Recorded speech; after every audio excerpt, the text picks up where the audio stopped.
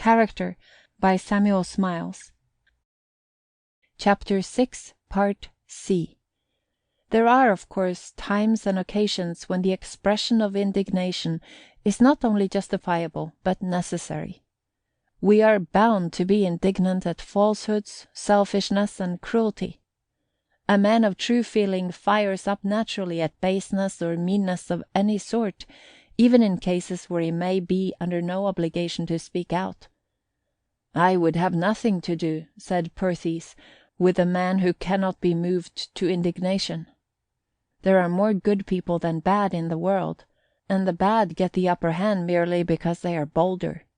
We cannot help being pleased with a man who uses his powers with decision, and we often take his side for no other reason than because he does so use them.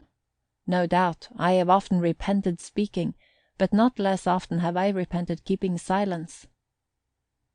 One who loves right cannot be indifferent to wrong or wrongdoing. If he feels warmly, he will speak warmly, out of the fullness of his heart. As a noble lady has written, "A noble heart doth teach a virtuous scorn, a scorn to owe a duty overlong, a scorn to be for benefits forborne, a scorn to lie, to scorn to do a wrong, to scorn to bear an injury in mind, to scorn a freeborn heart slave-like to bind." We have, however, to be on our guard against impatient scorn. The best people are apt to have their impatient side, and often the very temper which makes men earnest makes them also intolerant.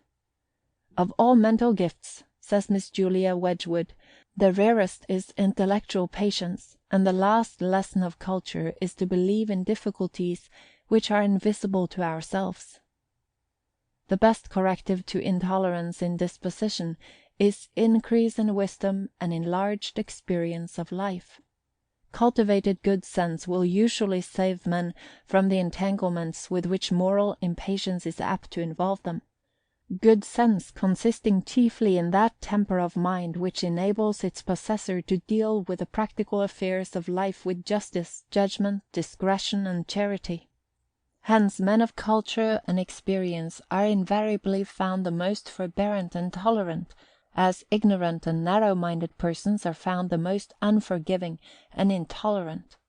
Men of large and generous natures, in proportion to their practical wisdom, are disposed to make allowance for the defects and disadvantages of others, allowance for the controlling power of circumstances in the formation of character, and the limited power of resistance of weak and fallible natures to temptation and error. "I see no fault committed," said Goethe, "which I also might not have committed."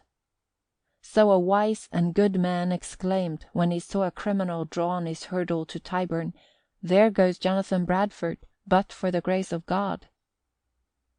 Life will always be, to a great extent, what we ourselves make it. The cheerful man makes a cheerful world, the gloomy man a gloomy one. We usually find but our own temperament reflected in the dispositions of those about us. If we are ourselves querulous, we will find them so. If we are unforgiving and uncharitable to them, they will be the same to us.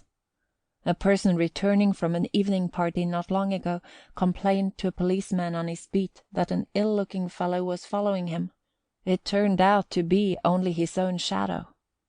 And such usually is human life to each of us. It is, for the most part, but the reflection of ourselves. If we would be at peace with others and ensure their respect, we must have regard for their personality. Every man has his peculiarities of manner and character, as he has peculiarities of form and feature, and we must have forbearance in dealing with them, as we expect them to have forbearance in dealing with us.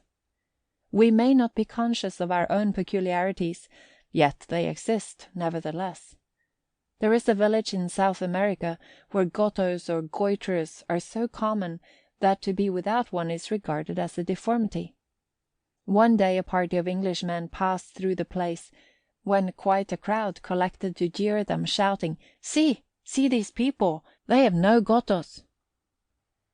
Many persons give themselves a great deal of fidget concerning what other people think of them and their peculiarities. Some are too much disposed to take the ill-natured side, and judging by themselves, infer the worst. But it is very often the case that the uncharitableness of others, for it really exists, is but the reflection of our own want of charity and want of temper. It still oftener happens that the worry we subject ourselves to has its source in our own imagination. And even though those about us may think of us uncharitably, we shall not mend matters by exasperating ourselves against them. We may therefore only expose ourselves unnecessarily to their ill nature or caprice. The ill that comes out of our mouth, says Herbert, oft-times falls into our bosom. The great and good philosopher Faraday communicated the following piece of admirable advice, full of practical wisdom, the result of a rich experience of life, in a letter to his friend Professor Tyndall. Let me, as an old man who ought by this time to have profited by experience, say that when I was younger I found I often misrepresented the intentions of people, and that they did not mean what at the time I supposed they meant. And further, that, as a general rule, it was better to be a little dull of apprehension where phrases seemed to imply pique, and quick of apprehension when, on the contrary, they seemed to imply kindly feeling. The real truth never fails ultimately to appear, and opposing parties, if wrong, are sooner convinced when replied to forbearingly than when overwhelmed. All I mean to say is, that it is better to be blind to the results of partisanship, and quick to see goodwill. One has more happiness in one's self in endeavoring to follow the things that make for peace. You can hardly imagine how often I have been heated in private when opposed, as I have thought unjustly and superciliously, and yet I have striven, and succeeded, I hope, in keeping down replies of the like kind, and I know I have never lost by it. While the painter Barry was at Rome, he involved himself, as was his wont, in furious quarrels with the artists and dilettanti about picture painting and picture dealing, upon which his friend and countryman Edmund Burke, always a generous friend of struggling merit, wrote to him kindly and sensibly. Believe me, dear Barry, that the arms with which the ill dispositions of the world are to be combated, and the qualities by which it is to be reconciled to us and we reconciled to it, are moderation, gentleness, a little indulgence to others, and a great deal of distrust to ourselves, which are not qualities of a mean spirit, as some may possibly think them, but virtues of a great and noble kind, and such as dignify our nature as much as they contribute to our repose and fortune, for nothing can be so unworthy of a well-composed soul as to pass away life in bickerings and litigations, in snarling and scuffling with every one about us. We must be at peace with our species, if not for their sakes, at least very much for our own. No one knew the value of self-control better than the poet Burns, and no one could teach it more eloquently to others, but when it came to practice, Burns was as weak as the weakest. He could not deny himself the pleasure of uttering a harsh and clever sarcasm at another's expense. One of his biographers observes of him that it was no extravagant arithmetic to say that for every 10 jokes he made himself 100 enemies. But this was not all. Poor Burns exercised no control over his appetites, but freely gave them rein. Thus thoughtless follies laid him low and stained his name. Nor had he the self-denial to resist giving publicity to compositions originally intended for the delight of the tap-room, but which continue secretly to sow pollution broadcast in the minds of youth. Indeed, notwithstanding the many exquisite poems of this writer, it is not saying too much to aver that his immoral writings have done far more harm than his purer writings have done good, and that it would be better that all his writings should be destroyed and forgotten, provided his indecent songs could be destroyed with them. This remark applies alike to Béranger, who has been styled the Burns of France.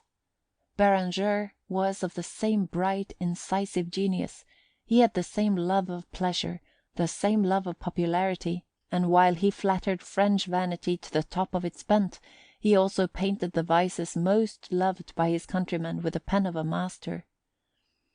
Béranger's songs and Thiers' history probably did more than anything else to re-establish the Napoleonic dynasty in France. But that was a small evil compared with the moral mischief which many of Béranger's songs are calculated to produce, for circulating freely as they do in French households, they exhibit pictures of nastiness and vice which are enough to pollute and destroy a nation. One of Burns's finest poems, written in his 28th year, is entitled A Bard's Epitaph. It is a description, by anticipation, of his own life. Wordsworth has said of it, "Here is a sincere and solemn avowal, a public declaration from his own will, a confession at once devout, poetical, and human, a history in the shape of a prophecy." It concludes with these lines: "Reader, attend! Whether thy soul soars fancy's flights beyond the pole, or darkling grubs this earthly hole in low pursuit, know, prudent, cautious self-control is wisdom's root." One of the vices before which Burns fell, and it may be said to be a master vice, because it is productive of so many other vices, was drinking. Not that he was a drunkard, but because he yielded to the temptations of drink, with its degrading associations, and thereby lowered and depraved his whole nature. But poor Burns did not stand alone, for, alas, of all vices, the unrestrained appetite for drink was in his time, as it continues to be now, the most prevalent, popular, degrading, and destructive. Were it possible to conceive the existence of a tyrant who should compel his people to give up to him 1/3 or more of their earnings, and require them at the same time to consume a commodity that should brutalize and degrade them, destroy the peace and comfort of their families, and sow in themselves the seeds of disease and premature death, what indignation meetings, what monster processions there would be! What eloquent speeches and apostrophes to the spirit of liberty! What appeals against a despotism so monstrous and so unnatural! And yet such a tyrant really exists amongst us, the tyrant of unrestrained appetite, whom no force of arms, or voices, or votes can resist, while men are willing to be his slaves. The power of this tyrant can only be overcome by moral means, by self-discipline, self-respect, and self-control. There is no other way of withstanding the despotism of appetite in any of its forms. No reform of institutions, no extended power of voting, no improved form of government, no amount of scholastic instruction can possibly elevate the character of a people who voluntarily abandon themselves to sensual indulgence. The pursuit of ignoble pleasure is the degradation of true happiness. It saps the morals, destroys the energies, and degrades the manliness and robustness of individuals as of nations. The courage of self-control exhibits itself in many ways, but in none more clearly than in honest living. Men without the virtue of self-denial are not only subjects to their own selfish desires, but they are usually in bondage to others who are like-minded with themselves. What others do, they do. They must live according to the artificial standard of their class, spending like their neighbors, regardless of the consequences, at the same time that all are, perhaps, aspiring after a style of living higher than their means. Each carries the others along with him, and they have not the moral courage to stop. They cannot resist the temptation of living high, though it may be at the expense of others, and they gradually become reckless of debt until it enthralls them. In all this there is great moral cowardice, pusillanimity, and want of manly independence of character. End of section 22.